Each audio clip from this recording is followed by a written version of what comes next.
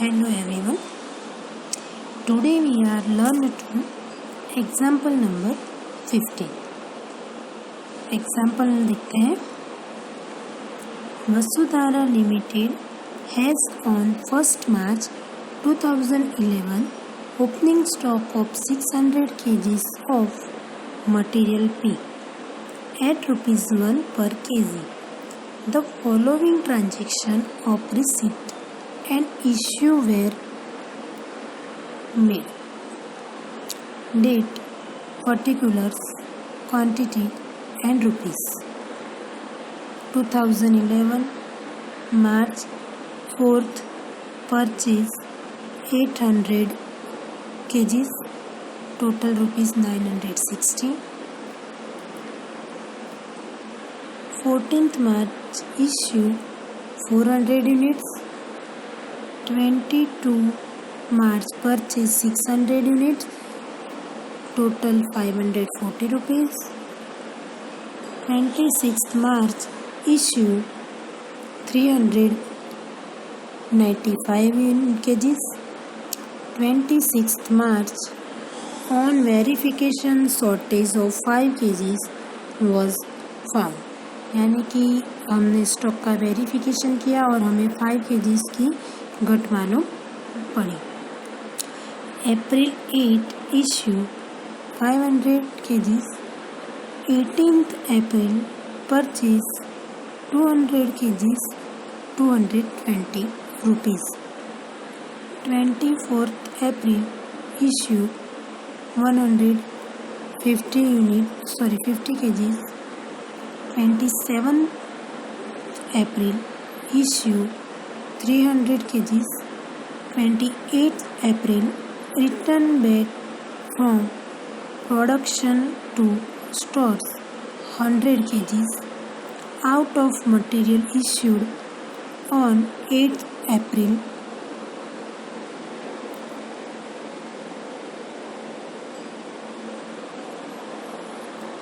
Issue of material 2011 and April 2011 are to be priced on FIFO and LIFO basic respectively. Prepare stock ledger for material P.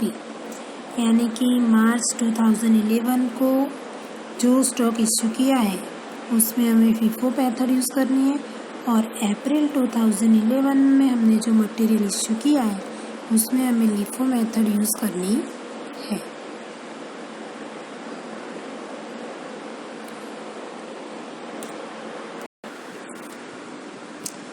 कोष्टक बना दिया है हमने, हम उसका नाम दे देते हैं स्टॉक रजिस्टर.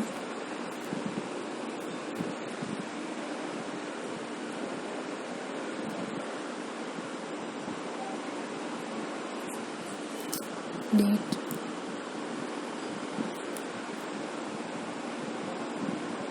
रिसीप्ट, एक्सचेंज और बैलेंस.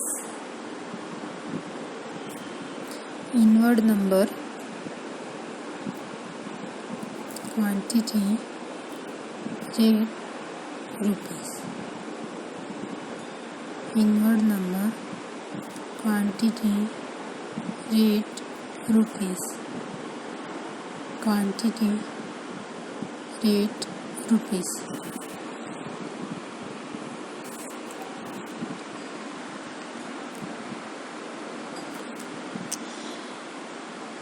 हम एग्जाम्पल स्टार्ट करते हैं.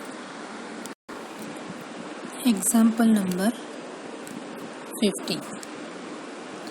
Year 2011 March 1st. उसमें बैलेंस है.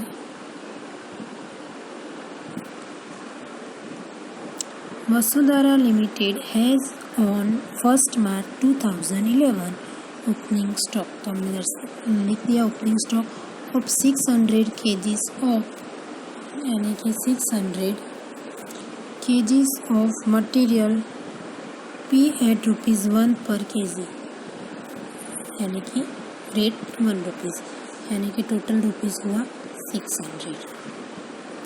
The following transaction of receipt and issue were made. तो उस दिन को इश्यू था नहीं तो उस टाइम उसमें डैश कर देते हो और बैलेंस, कोई इश्यू नहीं था तो यही बैलेंस रहेगा 600, 1 एंड 600। अब नेक्स्ट 4 मार्च परचेज़ किया है, तो 4 मार्च परचेज़ किया है कितने केजी से 800 रुपीज़ 960। तो रुपीज़ दिया है 960, हमें रेट फाइंड करना है। तो कैसे फाइंड करेंगे, तो 960 डिवाइड बाई 800, तो 960 डिवाइड बाई 800 यानी कि 1.2। अब उस दिन भी कोई इश्यू नहीं किया तो उसमें भी नहीं। अब देखते हैं, पुराना स्टॉक है 600 और नया परचेज़ किया 800, टोटल हुआ 1400। 600 का रेट है 1 रुपीज़, 800 का 1.2, सॉरी यहाँ 600 और उसका 960 यानी कि 1560। अब उसके बाद 14 मार्च को इश्यू किया है, तो 14 मार्च इश्यू किया, इसीलिए रिसिप्ट में डेस। कितने यूनिट इश्यू किए, 400। अब हमें देखना है कि कौन सी मेथड है, तो मार्च 2011 को FIFO मेथड यानी कि फर्स्ट आया हुआ, तो फर्स्ट कितना है हमारे पास 600, तो उसका रेट है 1। तो अब हमने 400 रुपीज़ का मटेरियल इश्यू किया। अब बैलेंस में 600 का मटेरियल था, उसमें से 400 इश्यू कर दिया, तो अब हमारे पास बचा 200 और ये 800 तो ऐसे के ऐसे यानी कि 1000। उसका रेट है 1 और उसका रेट है 1.2 यानी कि 200 और 960, टोटल हुआ 1160। उसके बाद 22 मार्च परचेज़ किया है, तो 22 मार्च को परचेज़ किया है कितने यूनिट, 600 यूनिट और उसका रुपीज़ दिया है 540। रेट हमें फाइंड करना है, तो 540 डिवाइड बाय 600, 0.9। तो उस दिन भी इश्यू किया नहीं है तो उसमें बेस। अब देखते हैं कि पुराना मटेरियल स्टॉक है 200 और 800 और नया परचेज़ किया 600, तो टोटल हुआ 1600। उसका रेट है 1.2 और 0.9 यानी कि 200, 960 और 540। तो अब हमारे पास हुआ 1700। नेक्स्ट 26 मार्च इश्यू किया है, तो 26 मार्च इश्यू किया है कितना मटेरियल इश्यू किया है, इसलिए रिसिप्ट में डेस 395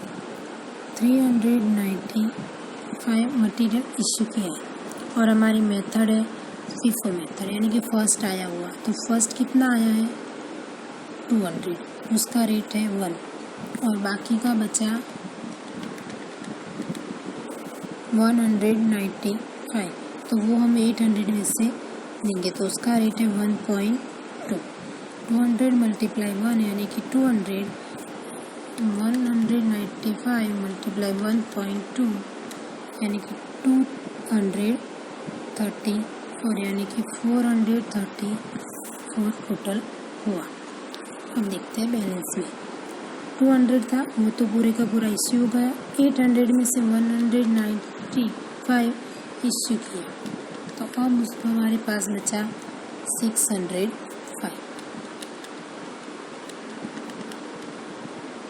और ये 600 तो है ही। तो अब हमारे पास बचा 1205 kgs। उसका रेट है 1.2 और उसका रेट है 0.9। तो 605 मल्टीप्लाई 1.2 यानी कि 726 और 540 1266। Next, 26 March on verification shortage of 5 kgs was found। 26 को हमने वेरिफिकेशन किया और हमें 5 kgs की शॉर्टेज मालूम हुई। तो वो शॉर्टेज हमें इश्यू में कैलकुलेट करनी है। तो 5 kgs और हमारी मेथड है लिखो। फर्स्ट है 605, उसमें से हम देंगे तो उसका रेट है 1.2। तो 5 मल्टीप्लाई 1.2 यानी कि 605 में से 5 यूनिट इश्यू कर दिए तो बच्चे 600 और ये तो 600 है ही, तो 1200। उसका रेट है 1.2 और उसका रेट है 0.9। उसका आएगा 720 और 540 यानी कि 1260।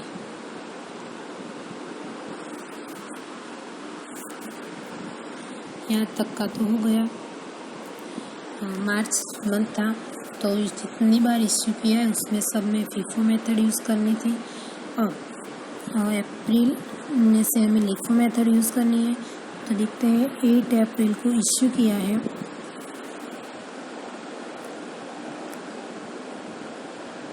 अप्रैल 8 इश्यू किया है, इसीलिए रिसिप्ट में कितने यूनिट इश्यू किए हैं? 500।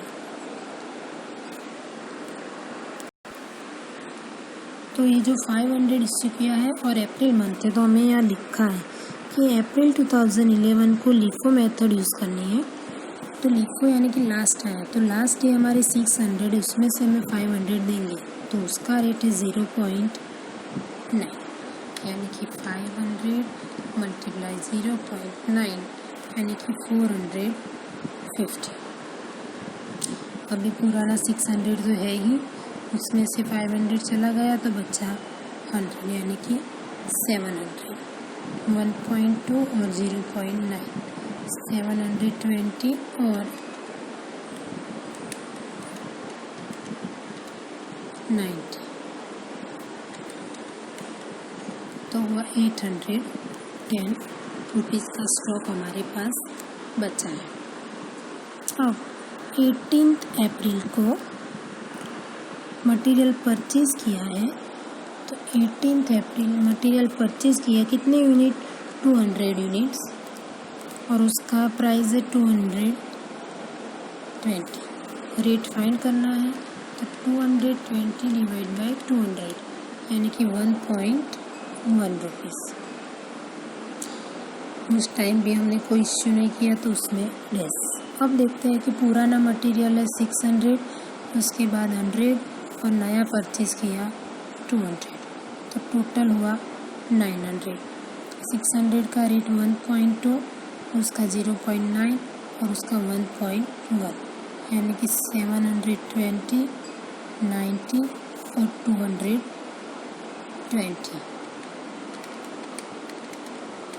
यानी कि 1030 रुपीज़।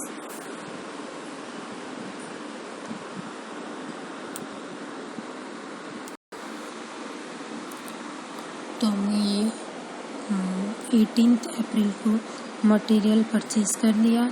अब नेक्स्ट 24 अप्रैल को हमने मटेरियल इश्यू किया है। तो 24 अप्रैल मटेरियल इश्यू किया है, इसीलिए रिसिप्ट में लेस। कितना मटेरियल इश्यू किया है? 150। इसमें लगेगी लिफो मेथड यानी कि लास्ट आया हुआ। तो लास्ट कितना है? 200, उसमें से 150 देंगे तो उसका रेट है 1.1 यानी कि 150 मल्टीप्लाई 1.1 यानी कि 165 रुपीज़।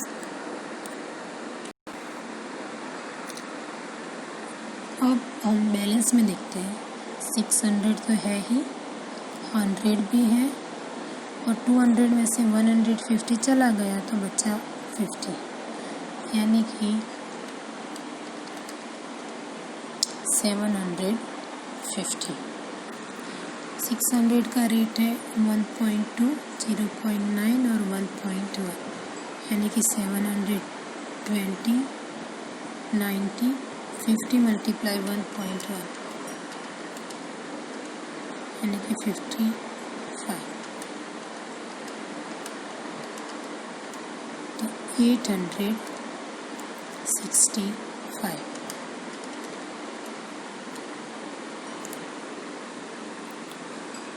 नेक्स्ट 27 अप्रैल इश्यू किया है, 27 अप्रैल को इश्यू किया है, तो इसीलिए रिसिप्ट में डेस। कितने यूनिट इश्यू किया है? 300। और हमारी मेथड है लिफो मेथड, तो लिफो यानी कि लास्ट आया, तो लास्ट कितना आया है? 50 और 100। अब भी हमें 150 देना है, तो वो 600 में से देंगे। 50 का रेट है 1.1, 100 का है 0.9 और उसका है 1.2। 50 मल्टीप्लाई 1.1 यानी कि 55, ये 90 और 150 मल्टीप्लाई 1.2 यानी कि 180,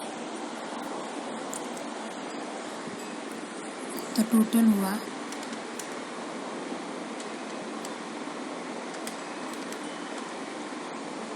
325।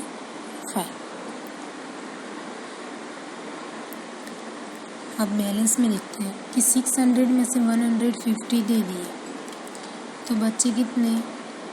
450, और ये 100 दे दिए और ये 50 भी दे दिए, तो 450 का रेट है 1.2, तो आएगा 540।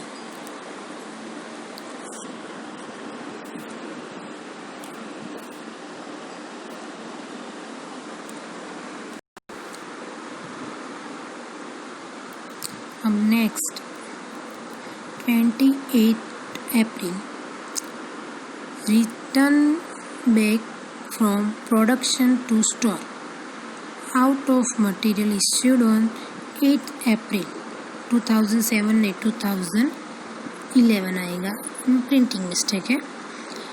तो हमने जो 8 अप्रैल को मटेरियल इश्यू किया था 500, उसमें से 100 यूनिट रिटर्न आए हैं।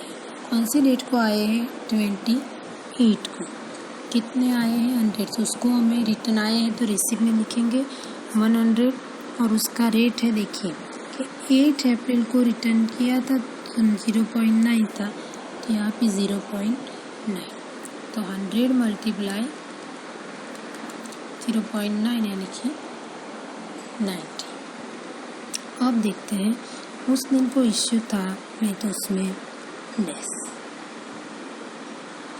अब देखो हमारे पास 450 का स्टॉक तो था और अब नया आया 100, तो टोटल हमारे पास बचा 550। 450 का रेट है 1.2 और 100 का है 0.9, यानी कि 540 प्लस 90, तो टोटल हुआ 630। तो ये आपका एग्जाम्पल हो गया स्टॉक रजिस्टर एग्जाम्पल नंबर 50 का। और 2 मंथ दिए थे मार्च और अप्रैल, तो मार्च में हमें फीफो मेथड यूज़ करनी थी और अप्रैल में हमें लिफो मेथड। तो ये जो 1, 2, 3, 4 उस टाइम हमने फीफो मेथड यूज़ की है, और ये दोनों टाइम 1, 2, 3 उस 3 टाइम हमने फीफो मेथड यूज़ की और 1, 2, 3 उस 3 टाइम हमने लिफो मेथड यूज़ की है। तो ये हुआ आपका एग्जाम्पल नंबर 50। आप देख लीजिए।